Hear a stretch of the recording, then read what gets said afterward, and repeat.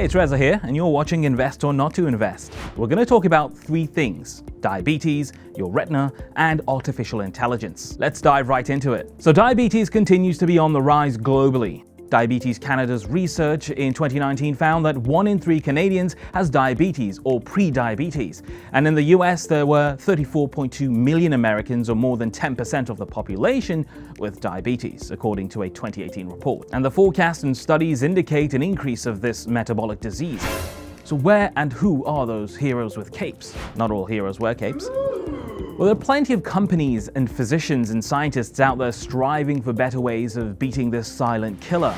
The ones we've heard of is DIAGNOS, with the ticker ADK.V, a Canadian developer of novel artificial intelligence solutions in the early diagnosis of diabetes and other health-related problems, all thanks to its Flare artificial intelligence platform.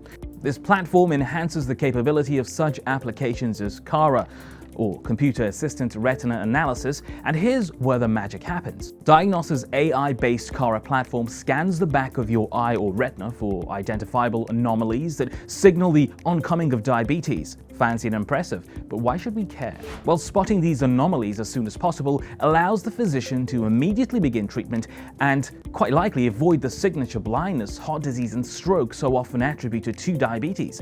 Putting DIAGNOS's technology in the hands of the GP could potentially cut the lineup of patients waiting to see specialists by 65 to 70%. These guys operate in 16 countries with 131 screening sites. They've partnered with Saudi-based Kanhur Medical for the last 3 years to deploy its AI medical retina analysis through the Enaya mobile smart eye clinics in Saudi Arabia. Now, the company has also signed a 3-year partnership agreement with CHUM in Montreal on AI projects related to various retinal diseases.